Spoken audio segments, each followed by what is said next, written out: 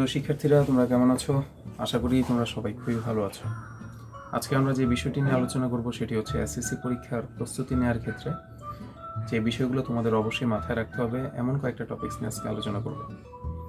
SSC পরীক্ষা যেহেতু মোটামুটি সামনে এবং শিক্ষামন্ত্রীর বক্তব্য থেকে আমরা যেহেতু জেনেই গেছি যে জুন মাসের মধ্যে এসএসসি পরীক্ষা হতে যাচ্ছে, এই অল্প কয়েকটা স্ট্র্যাটেজি যদি আমরা অবলম্বন করি তাহলে এই কম সময়ের মধ্যেও তুমি খুব ভালো একটি প্রস্তুতি নিতে পারবে। তো অল্প কয়েকটি টপিকস আমি মোটামুটি 7টি বিষয় নিয়ে আলোচনা করব। 7টি বিষয় যদি একটু ঠান্ডা মাথায় তোমরা কথাগুলো শোনো এবং মাথায় রাখো, একটু পয়েন্ট আউট করো, তাহলে আশা করি এই আগামী 5 মাস সময়ের মধ্যেও তুমি খুব ভালো একটি ফলাফল করতে পারবে। তো একদম প্রথমে তোমার যে বিষয়টি মাথায় রাখতে হবে সেটি হচ্ছে আত্মবিশ্বাস থাকতে হবে। তুমি যতটুকু পারো কিংবা না পারো যা আছে তাই মিলিয়ে তোমার মধ্যে একটা কনফিডেন্স থাকতে হবে যে আমি পারবো, এসএসসি পরীক্ষায় আমি একটি ভালো রেজাল্ট করব, এই সময় আমি প্রস্তুতি নিয়ে মোটামুটি সিলেবাসটি গুছিয়ে নিতে পারবো। এমন একটি কনফিডেন্স নিয়ে তোমাকে পড়াটা শুরু করতে হবে। এটা হচ্ছে প্রথম পয়েন্ট। দ্বিতীয়ত যে বিষয়টি নিয়ে আলোচনা করব সেটি হচ্ছে যে তোমাকে একটা স্টাডি প্ল্যান করতে হবে। স্টাডি প্ল্যান বিষয়টা কি? যে আমার হাতে এতদিন সময় আছে, জাস্ট আমি করতে থাকলাম, বিষয় এইভাবে আসলে পড়াশোনা হবে না, এভাবে তুমি একটা ভালো প্রস্তুতি নিতে পারবে না। তোমার মধ্যে একটা এইম থাকতে হবে, টার্গেট থাকতে হবে যে আমি এতদিন সময়ের মধ্যে এই টপিকসগুলো শেষ করব। এটাকে আমরা বলছি স্টাডি প্ল্যান। তার মানে তুমি তোমার সময়গুলোকে বিষয়ের সাহায্যে ভাগ করে দিয়ে দেখো যে কতদিন সময়ের মধ্যে তুমি কোন বিষয়টা শেষ করবে। এইভাবে একটা প্রস্তুতি নাও, এভাবে একটা রুটিন করো। 5 মাস সময়টাকে সুন্দরভাবে সাজিয়ে গুছিয়ে একটা রুটিন করো। আমি কিভাবে রুটিনটা করতে হবে সেই বিষয়ে আবার আলাদা একটা ভিডিও তোমাদের জন্য আপলোড করব। আশা করি সেখানে তোমাদের রুটিন কিভাবে করতে হয় সেই বিষয়টি তোমাদের ক্লিয়ার করতে পারবো। কিন্তু এখন আপাতত তুমি তোমার মতো করে একটি রুটিন তৈরি করো যে আমি আগামী 5 মাস এইভাবে পড়াশোনা করব, ওই বিষয়টা এতদিনের মধ্যে শেষ করব, এই টপিক্সটা এতদিনের মধ্যে শেষ করব, ওই সময়টা আমি রিভাইজ দিব। এভাবে একটা তুমি নিজে একটা স্টাডি প্ল্যান তৈরি করতে পারো। তৃতীয়ত যে বিষয়টা সেটা হচ্ছে যে ডিস্ট্রাকশন যেগুলো থাকে আমাদের পড়াশোনার মধ্যে সেগুলো সব আমাদের দূর করতে হবে। তো ডিস্ট্রাকশন বিষয়গুলো হচ্ছে যে এই যে মোবাইল ইউজ করা, আনলিমিটেড সময় ধরে মোবাইল ব্যবহার করা, কিংবা কারো যদি টিভি দেখার অভ্যাস থাকে, কারো যদি আড্ডা দেওয়ার অভ্যাস থাকে, বাহিরে ঘোরার কোনো অভ্যাস থাকে, মানে যত ধরনের অন্য অভ্যাসগুলো আছে যেগুলো আমাদের পড়াশোনার সাথে রিলেটেড নেই, এগুলো সবগুলো তোমাদেরকে একটু কষ্ট করে বাদ দিতে হবে এই আগত সময়টুকুর জন্য। সকল ধরনের ডিস্ট্রাকশন সবগুলো তোমাদের বাদ দিতে হবে। তোমার মাথায় এখন থাকতে হবে যে শুধু এসএসসি পরীক্ষা, এবং আমার মাথায় এটা থাকতে হবে যে আমি এসএসসি পরীক্ষায় একটা ভালো ফলাফল কীভাবে করতে পারি, সেই জন্য আমাদেরকে প্রস্তুতি নিতে হবে। এ হচ্ছে পয়েন্ট নাম্বার 3। চতুর্থ যে বিষয়টা নিয়ে আলোচনা করবো সেটা হচ্ছে তোমার যে স্টাডি ম্যাটেরিয়াল, স্টাডি টুলসগুলো তোমার সবসময় রেডি থাকতে হবে। তার মানে কি বলতে চাচ্ছি যে তোমার যে ধরনের বই প্রয়োজন সেই ধরনের বইগুলো কালেক্ট করো। তারপরে তোমার ক্যালকুলেটর, তোমার জ্যামিতি বক্স, কলম, তুমি এসএসসি পরীক্ষায় কোন কলমটি দিয়ে লিখতে চাচ্ছ সেই কলম দিয়ে এখন থেকে লেখার চর্চা করো। ওই সেম কলমে তুমি সারা মাস ধরে লিখতে থাকো, তখন দেখবে এসএসসির সময় হঠাৎ করে একটা নতুন কলম সিলেক্ট করতে তোমাকে হবে না। তুমি সেই কলমটি দিয়ে যখন টানা লিখতে থাকবে তখন এটা তোমাকে খুব হেল্প করবে, ঠিক আছে? তারপর অনেক সময় স্টুডেন্টদেরকে আমরা দেখি যে পড়তে বসলো কিন্তু তার হাতের কাছে একটা ক্যালকুলেটর নেই, তখন তার অঙ্ক করতে ভালো লাগে না। এই ধরনের বিষয়গুলো যাতে না ঘটে, তোমার পড়ার টেবিলের মধ্যে সব কিছু সুন্দরভাবে গুছিয়ে তোমাকে রাখতে হবে, যেন যে কোনো সময় যে কোনো কিছু যা তোমার প্রয়োজন সেটা পাওয়া যায়। তুমি একটা সুন্দর টপিক্স হয়তো নোট করো নাই, সেই টপিক্সটা তোমার অন্য একটা বন্ধুর খাতায় আছে, এখন এইভাবে থাকলে হবে না, ওই খাতাটা জোগাড় করতে হবে তোমাকে, তোমার নোটগুলো গুছিয়ে নিতে হবে, বইগুলো গুছিয়ে নিতে হবে। এইভাবে তোমাকে সব কিছু, যুদ্ধেও করতে নামছো, যুদ্ধের অস্ত্র তো রেডি রাখতে হবে। তুমি সময় মতো যদি অস্ত্র না পাও তাহলে যুদ্ধ কীভাবে করবে? তাই এসএসসি পরীক্ষার জন্য প্রয়োজনীয় যা কিছু দরকার, বই থেকে ধরে কলম, খাতা, পেন্সিল, রাবার, যা প্রয়োজন সবগুলো টুলস যাতে তোমার টেবিলে গোছানো থাকে সেই বিষয়টা তোমার লক্ষ্য রাখতে হবে। ওকে, তারপরে যে বিষয়টি সেটা হচ্ছে সবচেয়ে গুরুত্বপূর্ণ একটা টপিকস হচ্ছে যে আমরা যেহেতু এসএসসির পরীক্ষা দিতে যাচ্ছি, পাবলিক একটি পরীক্ষা, জীবনের অন্যতম সেরা এবং সবচেয়ে প্রথম একটা পাবলিক পরীক্ষা, এই জন্য সেই পরীক্ষার কৌশলটা আমরা কিভাবে ঠিক করব, কিভাবে পড়বো, কোন বিষয়গুলো পড়বো।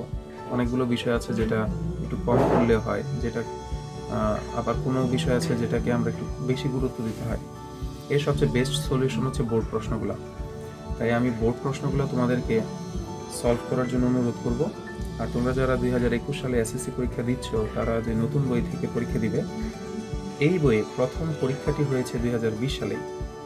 তাই 2020 সালের প্রশ্নগুলো দেখতে হবে, কোন জায়গাগুলো থেকে প্রশ্নগুলো স্যাররা করেন এবং কী টাইপের প্রশ্ন করেন, এগুলো তোমাদের চর্চা করতে হবে, সলভ করতে হবে। যে যত বেশি বোর্ডের প্রশ্ন সলভ করবে, তার এসএসসিতে ভালো করার সম্ভাবনা তত বেশি থাকবে। আমি আবার রিপিট করছি, বোর্ড প্রশ্নগুলো যত বেশি সলভ করবা, তত বেশি তোমার রেজাল্ট ভালো হবে।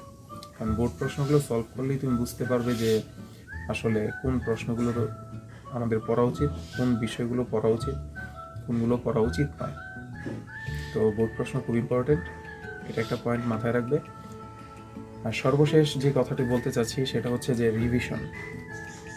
ঠিক আছে, এই জায়গাগুলো একটু গুরুত্ব দিয়ে, একটু মনোযোগ দিয়ে কথাগুলো শোনো। অনেক স্টুডেন্ট আছে যার সিলেবাস 100% শেষ হয় নাই। ওকে, কিছু স্টুডেন্ট আমরা দেখি যে তাদের হয়তো সিলেবাসের 70% শেষ হয়েছে, কিংবা কারো হয়তো 80% শেষ হয়েছে, কিংবা 90% শেষ হয়েছে, কিন্তু অল্প একটু অংশ বাকি আছে। তো আমরা ছেলে মেয়েদেরকে যে হাহুতাশটা করতে দেখি যে অংশটুকু বাকি আছে সেটা নিয়ে তাদের পরিশ্রমটাও বেশি হয়, তারা বেশি পরিশ্রম করে, সেটা নিয়ে বেশি চিন্তা করে, বেশি এফোর্ট দেয় ওই বাকি অংশটুকুর মধ্যে। কিন্তু এতে ক্ষতিটা কি হয়, তুমি যে বাকি 10% বা 20% সিলেবাসের উপরে তুমি যে জোর দিতে চাচ্ছ বা জোর দিয়ে সময়টা নষ্ট করছো, সেটার উপরে ফোকাস বেশি দিয়ে, এতে তোমার যেই অংশটুকু তুমি ভালো পারো, তার মানে 70-80% অংশ যেটুকু তুমি ভালো পারো, সেটা কিন্তু নষ্ট হতে থাকে, সেটাকে তুমি ভুলতে থাকো। হ্যাঁ, তুমি ওইগুলো নিয়ে চিন্তা করতে করতে তুমি যেই জানা জিনিসগুলোই কিন্তু ভুলে যাও। তো এই বিষয়টা কিন্তু খুবই ডেঞ্জারাস, খুবই ভয়ঙ্কর একটা বিষয়। কারণ তুমি তোমার ভালো যে পয়েন্টগুলো সেগুলো নষ্ট করছো, আর যে জিনিসগুলো জানো না সেগুলো নিয়ে তুমি বেশি মাথা ঘামাচ্ছ। এতে তোমার প্রস্তুতি কিন্তু খুব খারাপ হবে। আমি একজন শিক্ষক হিসেবে তোমাকে সাজেস্ট করব যে তুমি যে অংশটুকুই জানো, ধরো তুমি 70%ই জানো, খুব ভালোভাবে জানো, সেটাকে একটু যত্ন নাও।